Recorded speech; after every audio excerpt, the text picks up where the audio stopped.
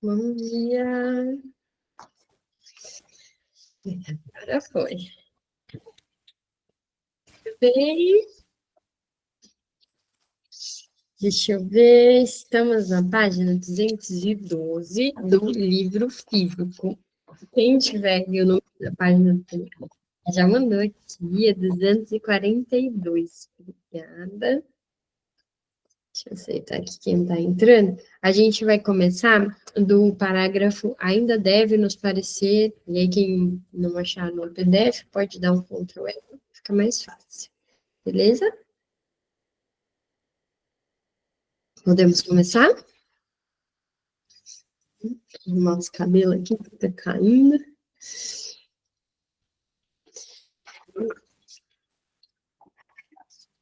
Deixa eu pegar. Cadê? Não consigo marcar a página. Vamos lá. Ainda deve nos parecer estranho e duvidoso o processo psicológico por meio do qual, de acordo com a nossa exposição, a vivência irrelevante chega a substituir a vivência psiquicamente valiosa.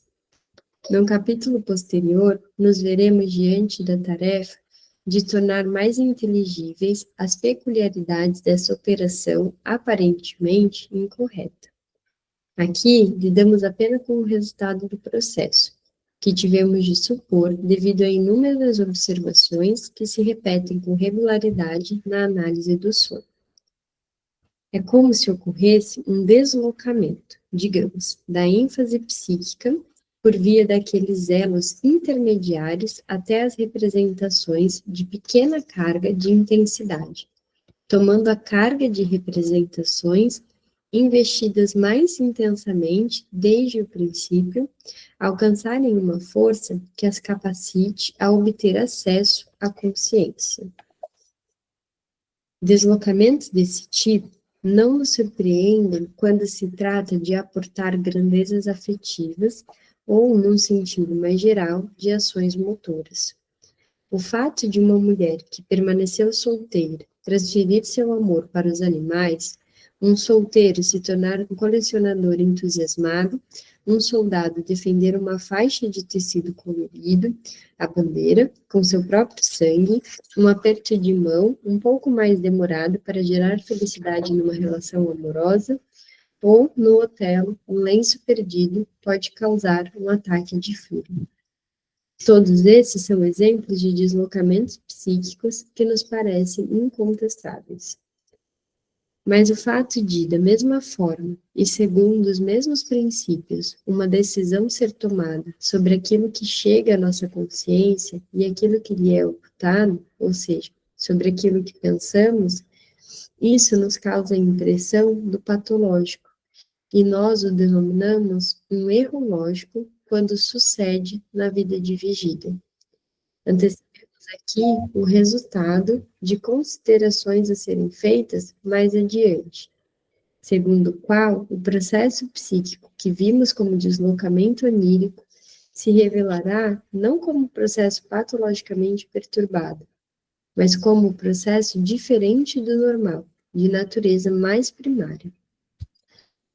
Assim, interpretamos o fato de o conteúdo do sonho acolher resíduos de vivências secundárias como expressão da deformação do sonho, por meio do deslocamento. E lembramos que reconhecemos na deformação do sonho uma consequência da censura existente na passagem entre duas instâncias psíquicas. Esperamos, então, que a análise do sonho nos desvelará regularmente a fonte real, psiquicamente relevante na vida dividida, cuja lembrança deslocou a ênfase para a lembrança irrelevante. Com essa concepção, colocamos-nos em total oposição à teoria de Robert, que se tornou inutilizável para nós.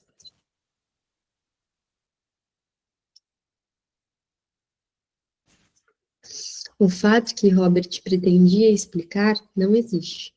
Sua estipulação se baseia num equívoco, não na substituição do aparente conteúdo do sonho pelo sentido verdadeiro do sonho. Podemos objetar também a teoria de Robert que, se o sonho realmente tivesse a tarefa de, mediante um trabalho psíquico especial, livrar nossa memória dos refugos da lembrança do dia, nosso sono deveria ser mais atormentado e se aplicar a um trabalho mais exaustivo do que o que nos parece ser a nossa vida mental em vigília. Pois o número de impressões indiferentes do dia, dos quais precisaríamos proteger nossa memória, é evidentemente imensurável. A noite não bastaria para dar conta delas. É muito mais provável que o esquecimento das impressões irrelevantes ocorra sem a intervenção ativa dos nossos poderes psíquicos. Mesmo assim, hesitamos em nos despedir do pensamento de Robert sem uma consideração adicional. Permaneceu inexplicado o fato de uma das impressões indiferentes do dia, isto é, as do último dia, contribuir regularmente para o conteúdo do sonho. As relações entre essa impressão e a verdadeira fonte onírica do inconsciente nem sempre existem de antemão. Deixa eu marcar aqui.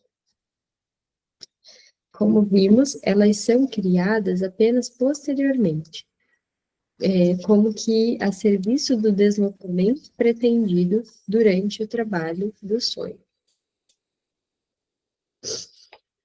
Deve então existir uma necessidade de estabelecer vínculos justamente em direção à impressão recente, ainda que irrelevante. Esta deve possuir alguma qualidade que a torna especialmente adequada para isso. Caso contrário, os pensamentos do sonho poderiam facilmente deslocar sua ênfase para algum elemento irrelevante de seu próprio grupo de representações. As seguintes observações podem nos indicar o caminho para esclarecimento. Quando um dia nos traz duas ou mais vivências apropriadas para incitar sonhos, o sonho junta referência às duas num todo único. Ele obedece a uma compulsão de combiná-las numa unidade. Por exemplo, numa tarde de verão, entrei num compartimento de trem onde encontrei dois conhecidos meus, mas que não se conheciam. Um deles era um colega de grande influência, outro, membro de uma família nobre que recorria aos meus serviços médicos. Apresentei os dois senhores um ao outro. Durante a longa viagem, porém, eles interagiam por meu intermédio, de modo que eu tive de conversar sobre algum tema com um e depois com o outro. Pedi aos colegas que recomendassem o trabalho de um conhecido nosso que acabara de abrir seu consultório médico. O colega respondeu que sabia da dedicação do jovem profissional, mas que seu aspecto simples lhe dificultaria o acesso às casas nobres. Respondi: é justamente por isso que ele precisa de sua recomendação. Voltei-me para o outro viajante e perguntei pelo bem-estar de sua tia, a mãe de uma paciente minha, que na época adoecera gravemente.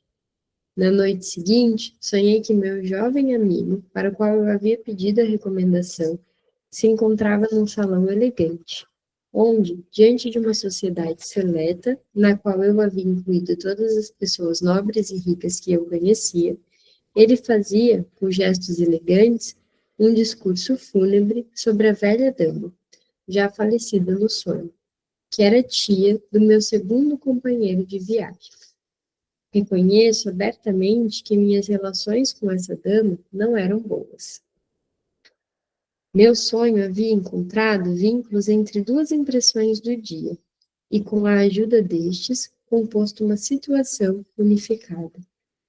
Devido a muitas observações semelhantes, devo estabelecer a tese de que para o sonho há uma espécie de necessidade de combinar todas as fontes de estímulos oníricos numa unidade dentro do sonho, que tem uma nota. A tendência do trabalho do sonho de fundir eventos simultâneos de interesse numa única ação já foi observada por vários autores, por exemplo, por Delage e Delboeuf. Aproximação forçada. Quero agora discutir a questão de se a fonte estimuladora do sonho, que a análise revela, precisa ser sempre um evento recente e significativo, ou se uma vivência interna, ou seja, a lembrança de um evento psiquicamente valioso. Um raciocínio pode assumir o papel de instigador do sonho. Numerosas análises confirmam, sem nenhuma dúvida, esse segundo caso. O instigador do sonho pode ser um processo interno que, de certo modo, se tornou recente por meio de um trabalho mental durante o dia. Creio ser agora um momento oportuno para reunir num esquema as diversas condições que permitem reconhecer as fontes do sonho. Então, a fonte do sonho pode ser uma vivência recente e psiquicamente significativa, representada diretamente no sonho, que tem uma nota. O sonho da injeção de íron, sonho do amigo que é meu tio. Então, ele vai dando exemplos aqui. Várias vivências recentes e significativas reunidas no sonho numa unidade. Sonho do discurso fúnebre do jovem médico. Uma ou várias vivências significativas que são representadas no conteúdo do sonho pela menção de uma vivência simultânea, mas indiferente. Número 7, sonho da monografia botânica. E B, uma vivência interna significativa, lembrança, raciocínio, que então é representada no sonho regularmente pela menção de uma impressão recente, porém indiferente. Aí ele coloca a maioria dos sonhos dos meus pacientes durante a análise é desse tipo.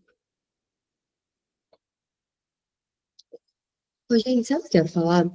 Vocês estão escutando tipo um barulhinho, como se fosse de mouse, fazendo um tec-tec? Não? Tô olhando aqui agora, não tem ninguém com a câmera ligada. Para mim tá fazendo um barulho. Se por acaso eu ficar lendo e cortar o som, porque quando ele começa a dar esses tec-tec, ele corta o som. Vocês dão um jeito aí de me avisar, me manda uma mensagem no WhatsApp, vou até deixar aqui, vou apoiar o celular, que aí vocês me mandam uma mensagem e eu consigo ver. Vou ver se agora, claro. Vamos lá. Como vemos, existe na interpretação dos sonhos uma condição que encontramos sempre. Um elemento do conteúdo do sonho repete uma impressão recente do dia anterior. Essa parte selecionada para representação no sonho pode ou pertencer ao círculo de representações do próprio instigador do sonho, como elemento essencial ou irrelevante deste, ou provir do âmbito de uma impressão indiferente, que por meio de uma vinculação mais ou menos rica, é relacionada ao círculo do instigador do sonho. Sabe que todas as vezes que eu vejo sobre essa questão de representação, de uma que se liga a outra, fico pensando num imã, que você coloca um imã e aí quando você coloca outro perto, ele puxa e faz aquele movimento que não tem como você controlar, né? Uma coisa puxa a outra e gruda nela. Não sei se faz sentido para vocês pensar nisso, mas tem algo que acho que foge, acho não, né? Foge do nosso controle nesse sentido mesmo das ligações. Às vezes uma coisa que agora eu não consigo pensar num exemplo, deixa eu ver, de algo. É que aqui eu sempre tomo muito cuidado com o meio aberto, para a gente não dar exemplos clínicos, né? Que poderiam, enfim, identificar alguém. Acho que me veio agora um caso de uma pessoa que eu já atendi que tinha muito medo de agulha, de injeção, né? Enfim, ia tomar qualquer coisa, fazer exame de sangue, tomar uma injeção, ela passava bastante mal, desmaiava, tinha essa questão, mas eu achei curioso porque ela era toda tatuada, e as tatuagens tinham um significado assim, Darine se reconhecendo, e nem é dela que eu tô falando, hein? É bom assim, que fica uma coisa bem ampla, né, mas é real, mas bem um recorte assim, que não dá para identificar, porque muita gente se identifica também com isso, né?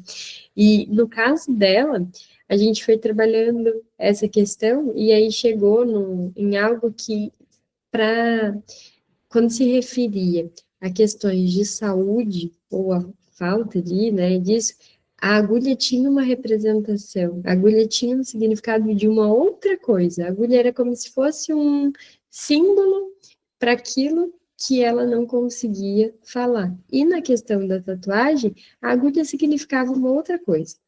Né? Tinha um outro valor, um outro significado. Então, eu acho que vem disso, assim, às vezes a gente não sabe na nossa cabeça o que se liga, né? O que aquele objeto vai representar.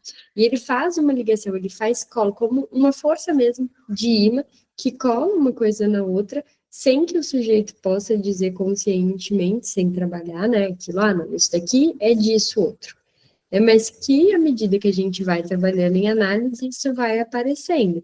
Mas o movimento, pensem nisso, assim, de ligação de um ímã. Uma coisa cola na outra e toma uma forma diferente para a gente conseguir chegar no entendimento do que aquilo de fato representa, precisa de muito trabalho.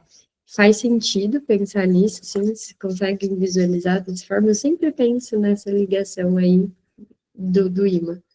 Sabe o que eu tô falando, né? Todo mundo já fez essa experiência de colocar um imã e aí o outro puxar. Na escola a gente faz isso, né? Pelo menos eu, na minha escola, eu fazia isso daí. Deixa eu ver aqui. A aparente maioria das condições resulta aqui exclusivamente da alternativa de haver ou não ocorrido um deslocamento.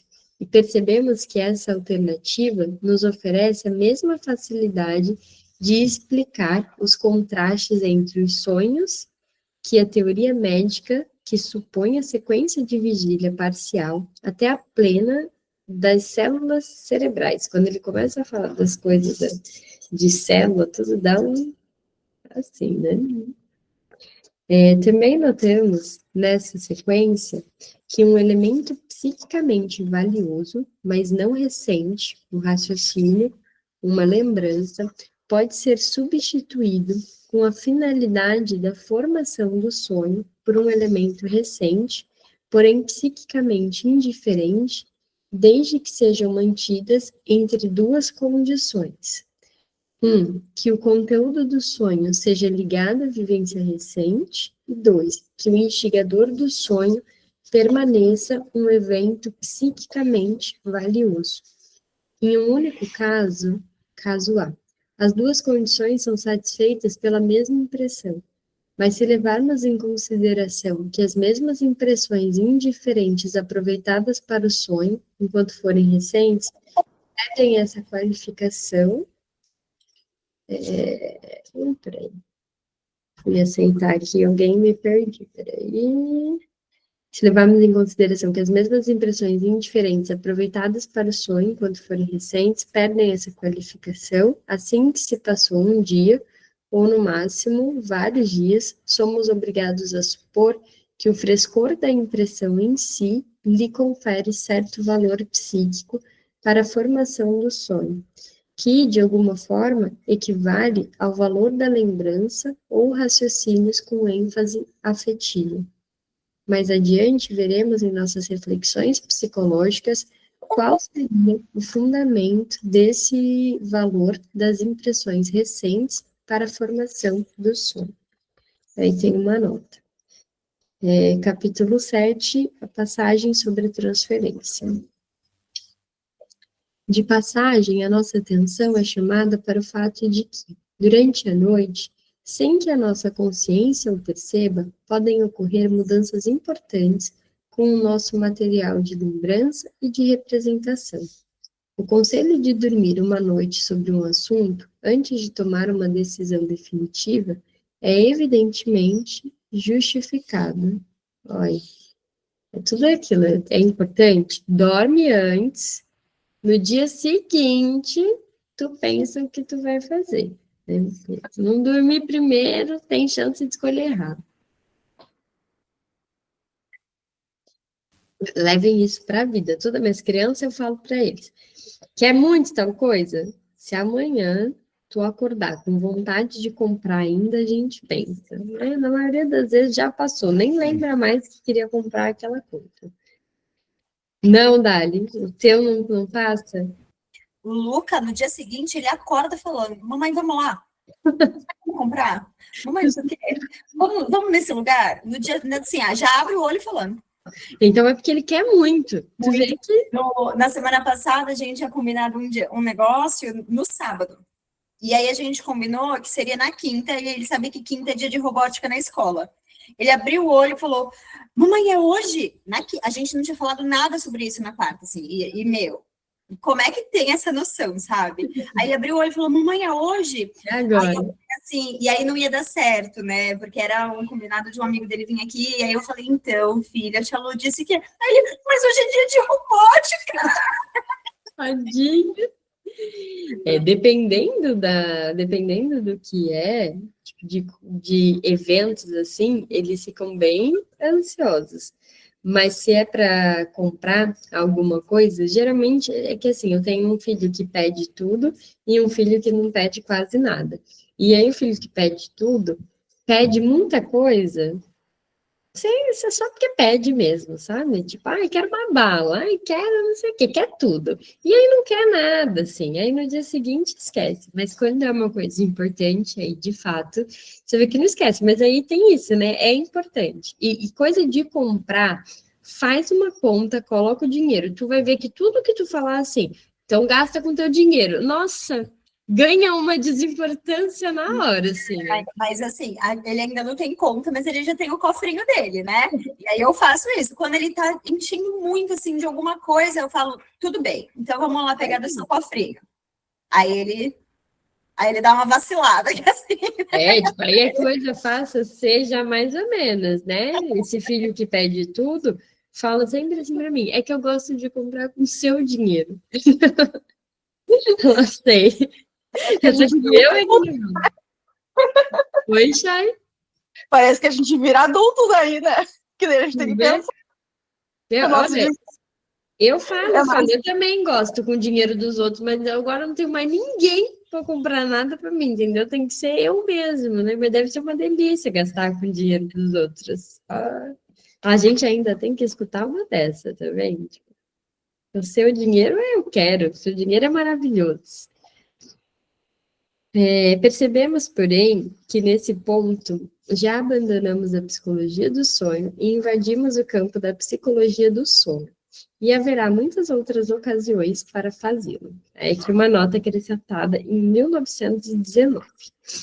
Uma contribuição importante que diz respeito ao papel do material recente na formação do sonho é feita por O. Pottsell, num trabalho que oferece um grande número de implicações. Pottsell pediu a vários participantes da pesquisa que registrassem em desenho o que haviam percebido conscientemente de uma imagem mostrada num taquistoscópio. Ocupou-se, então, do sonho que estes tiveram na noite seguinte e pediu que representassem elementos adequados desse sonho também num desenho.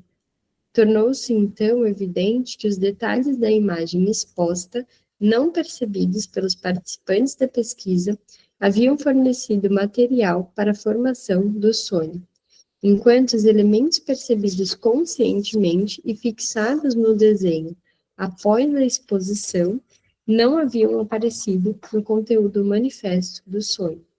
O material acolhido no trabalho do sonho foi elaborado por ele da maneira arbitrária, conhecida ou, mais corretamente, de maneira autocrática, a serviço das tendências formadoras do sonho. Os estímulos da pesquisa de hipótese ultrapassam em muitos os propósitos da interpretação dos sonhos empreendida neste livro. Quero mencionar ainda rapidamente o quanto esse novo modo de estudar a formação dos sonhos de forma experimental se destaca da antiga técnica bruta, que consistia em introduzir estímulos perturbadores do sono no conteúdo do sonho. Existe ainda uma objeção que ameaça derrubar as últimas conclusões. Se as impressões indiferentes só conseguem se introduzir no conteúdo do sonho enquanto são recentes, como sucede que encontremos no conteúdo do sonho também elementos de períodos mais antigos da vida, que na época em que eram recentes não possuíam, nas palavras de Strunkel, valor psíquico, ou seja, que deveriam ter sido esquecidos há muito tempo. Elementos, portanto, que não são frescos nem psiquicamente relevantes. Sabe que eu estou lendo aqui várias vezes ele falando de valor psíquico, e aí não tem necessariamente relação com o que está sendo dito aqui, mas eu fiquei pensando nisso. Quantas coisas, às vezes, as pessoas, elas não trazem como importante, não estou dizendo só na clínica, porque na clínica a gente tem uma outra escuta, mas quando as pessoas estão contando algo, assim, da vida delas, e um evento parece pequeno para a gente, né, de, nossa, fulano se aborreceu por causa disso, né, e a gente julgar que aquilo seja pouco, mas o quanto que isso, que às vezes pode mesmo ser pouco, não está carregado de um valor psíquico justamente por causa das representações, por causa das ligações que aquilo tem com uma outra situação. Acho que faz bastante sentido a gente pensar em situações e na questão do valor psíquico delas, quando um sujeito traz algo, né, de estou sofrendo por X coisa, mas qual que é o valor psíquico daquilo? Eu gosto muito da Maria Minerva, de tudo, né, que ela escreve. Estou falando bastante dela, porque tenho lido bastante aqui, mas ela fala da questão de entender o que o sujeito está trazendo, e que às vezes trazia um incômodo dessa forma, assim, se chateou por isso, mas não parece que é isso, porque tem uma explosão, ou porque tem uma reação desproporcional diante de algo. Antigamente eu trazia, quando eu ouvia, eu entendia que se o sujeito estava vendo daquela maneira, era porque era grande para ele, ponto. Hoje em dia eu já penso diferente, a gente vai amadurecendo na clínica, amadurecendo a escuta e vendo isso, que tem situações que são mesmo reações desproporcionais, e não é que a gente não vai dar valor a elas, mas o valor que a gente atribui é diferente, é entendendo que aquilo é desproporcional e que aquilo traz notícias de uma outra situação que teve valor psíquico, e o valor psíquico está nisso, assim, de o quanto que aquilo abre caminhos para a gente entender o enigma, para a gente entender aquilo que está escondido. Faz sentido pensar nisso? Conseguir me fazer explicar? Sim. E o contrário também, né, Bru? Porque às vezes parece uma coisa que poderia vir a ser muito grande e para aquela pessoa aquilo não tem esse valor. Eu lembrei de um caso que, né, falar só um pedaço, porque Fala bem. Falou disso na supervisão de uma pessoa que veio encaminhada para mim pela empresa, porque ele tinha tido um luto, assim, de um acidente em que morreu uma boa parte da família, e ele tinha outras questões, teve outras coisas que a gente trabalhou, mas isso em específico não foi uma coisa que super abalou ele, e não era uma resistência, era realmente uma coisa que ele lidou, né? Ele teve outras coisas ali. E sabe que isso também eu penso que é uma outra forma, assim, né? Você falando, eu lembrei que muitas vezes também, quando a gente acha que o sujeito deve ter uma reação e que ele não tem, não que ele deve, não que a gente vá cobrar isso, tá? Tô falando da primeira escuta, quando você ouve algo mais catastrófico, você pensa, nossa, isso vai trazer muito sofrimento para essa pessoa e não traz, isso pode dar notícias da tua contratransferência.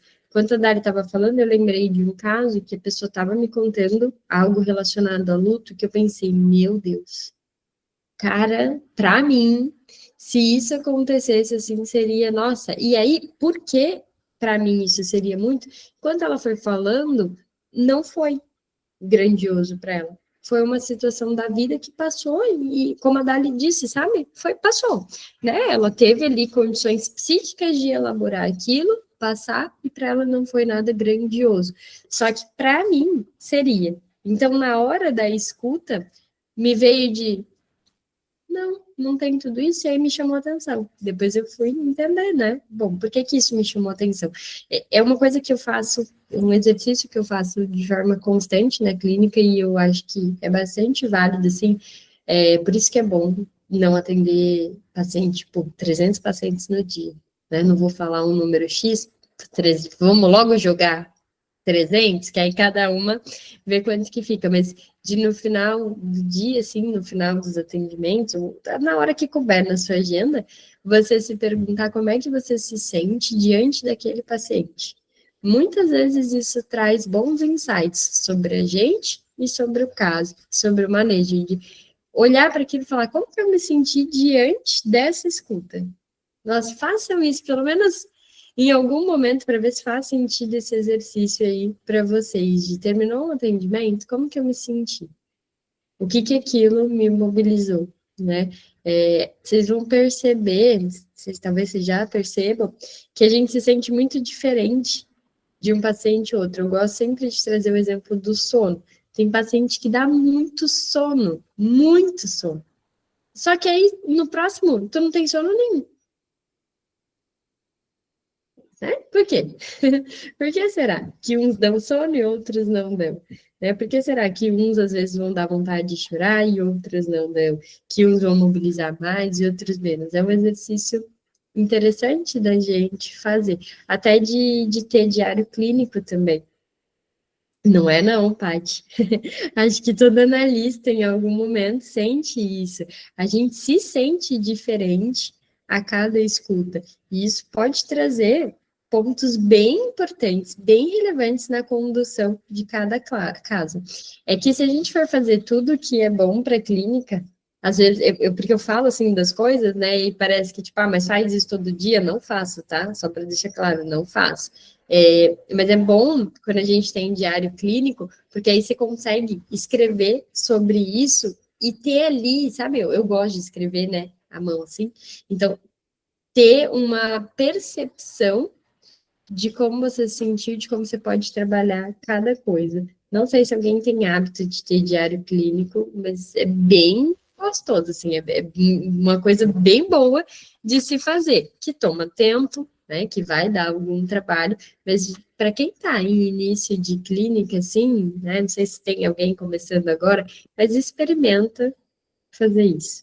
Hoje em dia eu faço muito mais solto do que antigamente, então hoje eu só escrevo mais quando eu tenho alguma necessidade, quando me vem algo muito forte, mas é algo que eu faço com alguma frequência e sempre me surpreendo com as coisas que aparecem, algumas levo para análise, outras para supervisão, outras só trabalho ali dentro daquilo que eu já sei, daquilo que eu já conheço, anoto às vezes em prontuário, trabalhar tal coisa, porque o insight vem depois. E isso também tem, né, é algo que às vezes acontece hoje, 11 anos depois, né, de fazer isso toda semana, todos os dias e tal, eu acho que eu tenho capta assim, eu tenho uma forma de ouvir e retornar e de ter um manejo, quando cabe, com o paciente, muito mais rápido do que era no começo. Mas ainda hoje, e eu acho que para toda a vida, isso vai acontecer de você só conseguir pensar num bom manejo depois. Putz, se eu tivesse pegado aquilo, se eu tivesse falado tal coisa, pode ser que tivesse dado bom ali com o paciente. Às vezes isso acontece, a gente coloca lá no prontuário para ler antes da sessão e lembrar de se isso surgir de novo, e às vezes a gente só se dá conta disso lendo prontuário, na hora de fazer o prontuário, você se dá conta. Vocês percebem isso também? Exatamente, Bruna, quando a gente vai atualizar o prontuário, porque eu faço diário clínico, quando dá, né? Quando eu termino, eu anoto os pontos mais importantes, assim, quando eu termino de atender. Daí depois, quando eu chego em casa, eu pego e escrevo tudo aquilo ali que eu lembrei. E vou escrevendo corrida. Às vezes não é diretamente quando uma pessoa fala, sabe? Não é na ordem aquela cronológica. E daí depois, quando eu vou passar, eu deveria ter feito essa pergunta, deveria ter feito aquela coisa e eu não fiz nada disso. Mas é aquilo, você está abrindo a possibilidade de, num outro momento, fazer. Uma vez que você percebeu aquilo, você vai conseguir trabalhar, né? Por isso que é tão importante a gente escrever. E sabe que aqui estou falando de psicanálise especificamente, não estou dizendo de psicologia, nem das recomendações que o CFP dá em relação ao prontuário. Estou falando do Freud agora. Ele fala que não tem, né, essa necessidade do prontuário ser escrito de forma organizada no discurso do paciente. A primeira falou disso, depois falou daquilo. Ele fala justamente para você ter uma escuta ali livre, né, uma escuta flutuante, que chama, mas livre no sentido de escuta. Depois você anota o que você lembrar. E aquilo que você lembrar é o importante. E muitas vezes aquilo que a gente lembra tem que passar pelo sentimento que a gente teve do paciente, como você se sentiu naquela escuta. Não sei como que fica aí a produção de prontuários para vocês, como é que cada uma faz, mas quando a gente se deixa mais leve nessa questão, e aí se deixar mais leve com cuidado, porque às vezes fica tão leve que tu não faz prontuário, né? Deixa. Então não deixem muito, que aí não é produtivo também deixar passar muito tempo. Mas não ficar com essa loucura de, meu Deus, eu preciso fazer agora, eu preciso anotar cada palavra, eu preciso fazer isso de imediato. Se você se dá esse tempo, tem vantagens, assim, na hora de fazer o prontuário, de você conseguir se conectar com o que foi vivido naquela sessão, sem essa pressão. Né? Às vezes nossa, já muitas vezes fiquei putaça da vida, assim, porque o paciente falou uma frase que eu queria anotar exatamente aquela frase, e aí eu fiquei, na hora de anotar, esqueci. Que raiva que dá aquilo, porque assim, você não vai conseguir reproduzir exatamente, a não ser que você esteja anotando na hora, né, que não é o indicado. Se você não tiver, você vai perder alguma coisa. E isso não é o mais importante, porque você lembra do contexto. Lembrando do contexto, você vai conseguir trabalhar. E o paciente é generoso, quando é algo realmente importante, ele vai trazer outras vezes. Né? Pensa em quantas e quantas vezes a gente não repete os assuntos na nossa análise. O paciente faz na vida e faz na análise também. Repete-se muitas vezes até que tenha uma elaboração. Então, não fica focada de eu preciso decorar cada palavra que ele falou, né? Não precisa. Você precisa estar ciente do contexto. Deixa eu ver aqui onde a gente está. Essa objeção pode ser plenamente refutada se nos apoiarmos nos resultados da psicanálise de neuróticos. A solução é que o deslocamento que substitui o material psiquicamente importante por material indiferente, tanto para o sonho como para o pensamento, já ocorreu em períodos iniciais da vida, e desde então foi fixado na memória. Aqueles elementos primordialmente indiferentes deixaram de ser indiferentes depois que, mediante o deslocamento, assumiram o valor de material psiquicamente significativo. Aquilo que realmente permaneceu indiferente não pode mais ser reproduzido no sonho. O leitor incluirá, com todo direito, dos argumentos precedentes que eu afirmo que não existirem instigadores de sonho indiferentes, e, portanto, que não existem sonhos inofensivos. Essa é, no sentido rigoroso e absoluto, a minha opinião, excluindo os sonhos das crianças, e talvez as breves reações oníricas às sensações noturnas. Por que será que das crianças não, né? Fiquei curiosa, vamos ver. De resto, o que sonhamos deve ser reconhecido de modo manifesto como psiquicamente significativo, ou é deformado, podendo ser avaliado apenas após a realização da interpretação do sonho, quando também se revela como significativo. O sonho jamais se ocupa de miudezas. Não permitimos que algo trivial perturbe o nosso sono. Que tem uma nota, acrescentada em 1914. Havelock Ellis, um amável crítico da interpretação dos sonhos, escreve: esse é o ponto a partir do qual muitos de nós não serão capazes de seguir Freud. Mas ele jamais fez análises de sonhos e não quer acreditar como é injustificado basear o julgamento no conteúdo manifesto do sonho. Os sonhos aparentemente inofensivos revelam ser maliciosos quando buscamos interpretá-los. Se o leitor me permite usar uma expressão popular, eles são levados da breca. Visto que este é outro ponto em que devo esperar objeções, e como me agrada a oportunidade de mostrar a deformação do sonho agindo, submeterei agora à análise uma série de sonhos inofensivos da minha coleção. Deixa eu ver, acho que dá tempo da gente ler, não sei se todos, mas vamos tentar.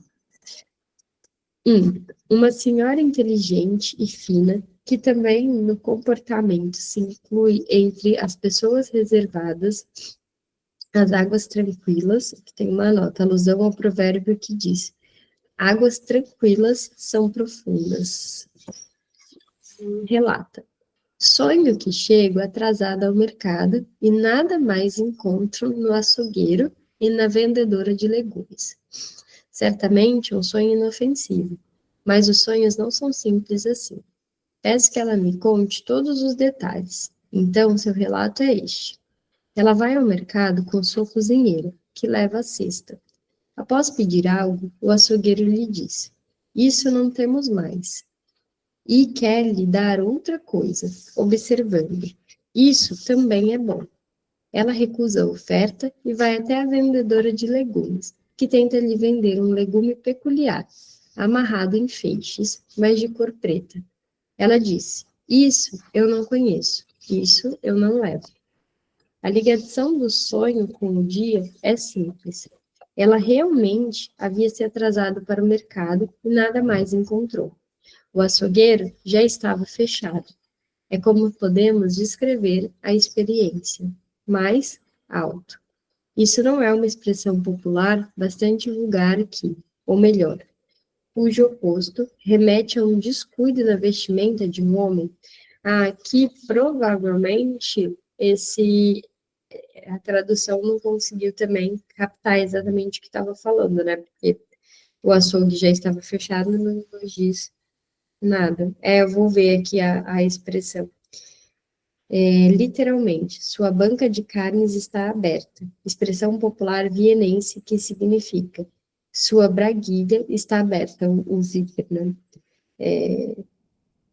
A sonhadora não usou essas palavras. Talvez tenha tentado evitá-las. Busquemos a interpretação dos detalhes contidos nos sonhos.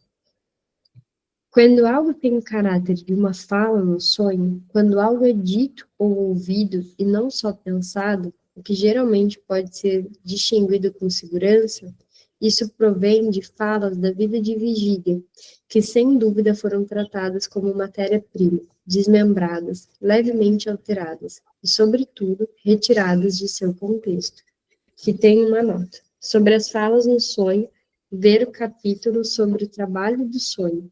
Apenas um dos estudiosos parece ter reconhecido a origem das falas oníricas, Delboff comparando-as a clichês. O trabalho interpretativo pode tomar esse tipo de fala como ponto de partida. De onde, então, vem a fala do açougueiro? Isso já não temos mais. De mim mesmo. Alguns dias antes, eu havia lhe explicado que não temos mais à nossa disposição as vivências mais antigas da infância, pois elas são substituídas por transferências e sonhos em análise.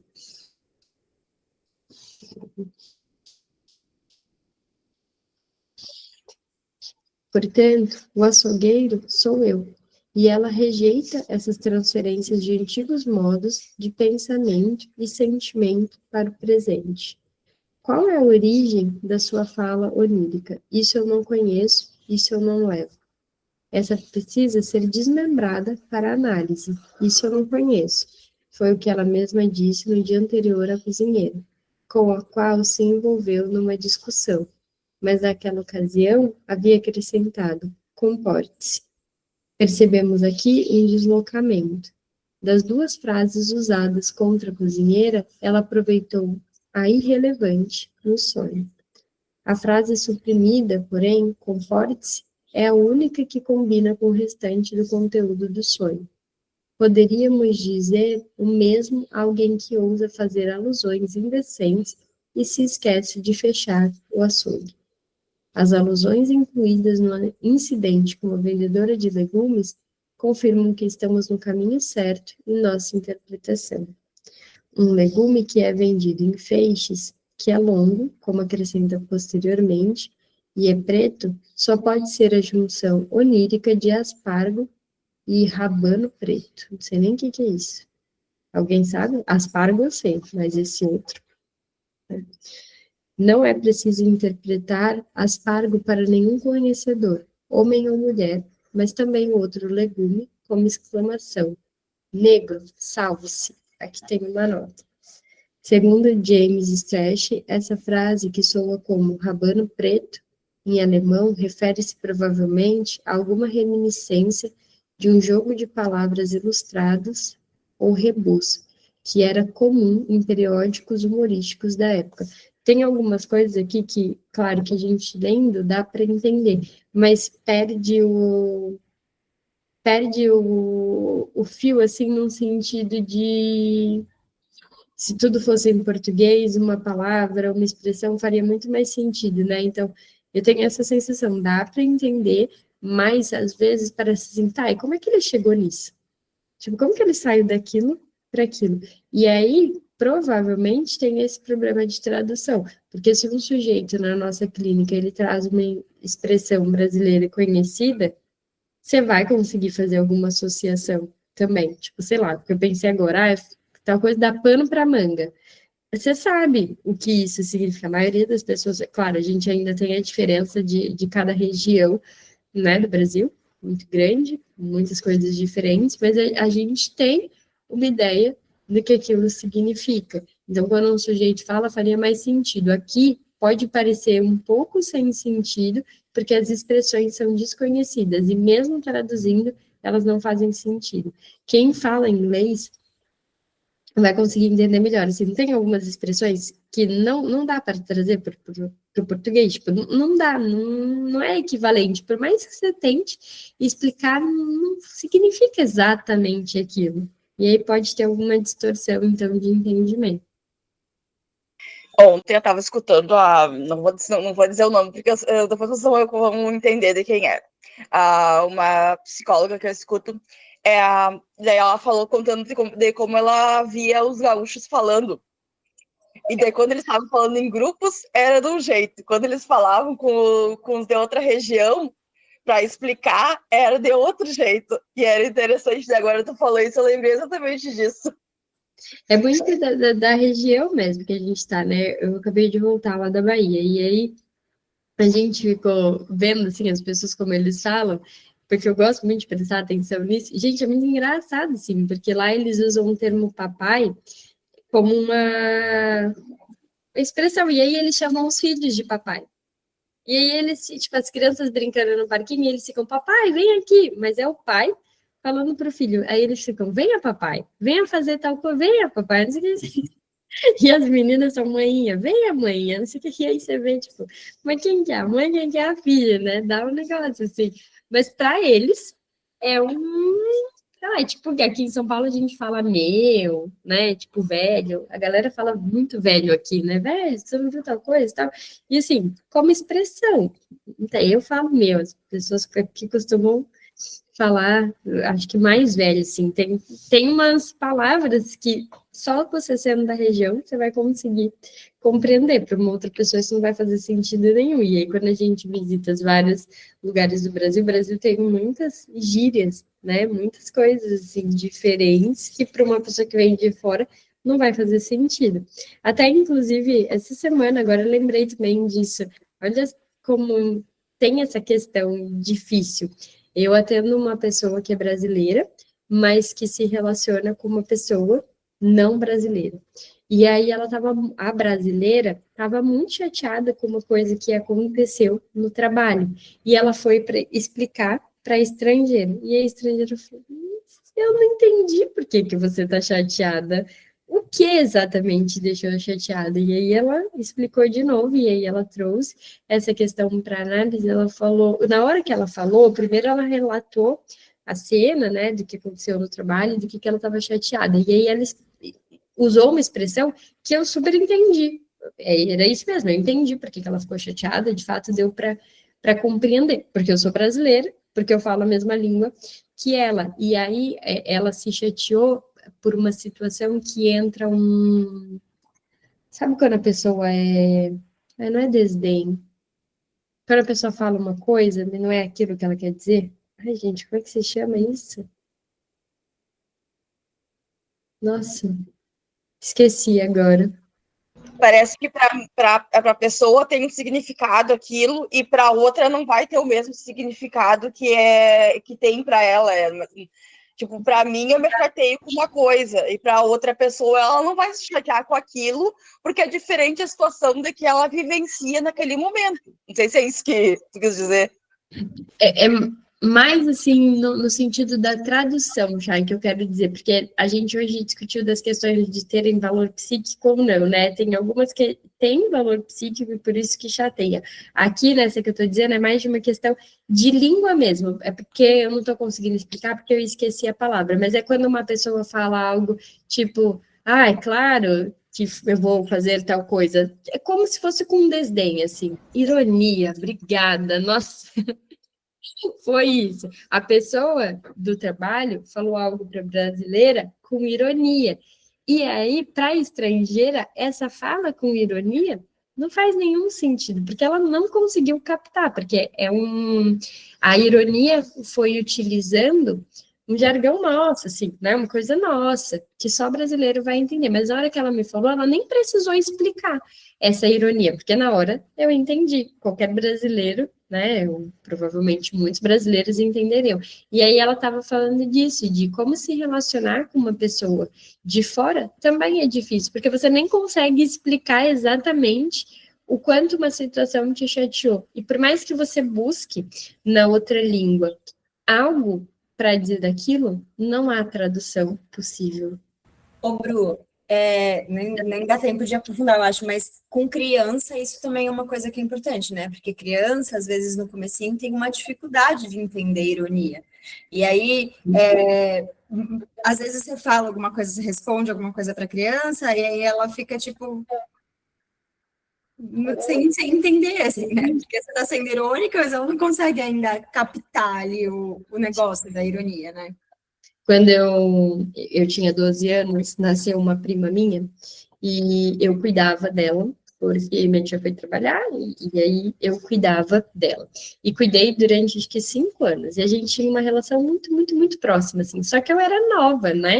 E era muito próxima, tipo, eu ficava com ela de manhã até, tipo, a hora, assim, eu passava muito tempo com ela, só não ficava na hora da escola, mas aí eu acho que eu estudava, tipo, na época das 7 às 11, e aí ficava, né, dessa hora, e aí eu dava banho, eu dava almoço, trocava fralda, fazia dormir. Tinha dias que eu estava esgotada, porque eu era nova, cuidando de um bebê, né, enfim, era bastante coisa ali para mim naquele momento. E aí teve um dia que eu só queria dormir, porque eu estava muito cansada, e ela falando, ela falava muito, hoje em dia ela não fala tanto, ela falava muito, assim, não calava a boca. E aí ela perguntou o que eu queria ganhar do Papai Noel. E eu virei bem para ela e falei assim, paz. Só queria paz. E ela não entendeu, obviamente, ela falou, que brinquedo é esse? Eu me senti tão culpada que na hora eu abracei e expliquei, né? Tipo, ai, não foi isso que eu quis dizer, sabe? Não era isso, mas eu me senti tão mal, porque a bichinha foi tão inocente, de tipo, que será isso, né? E ela falou com tanto amor, assim, tipo, como que eu vou pedir pro Papai Noel, né, para ele te dar? Então, criança tem isso mesmo, às vezes a gente vai responder com ironia e para eles não vai fazer nenhum sentido.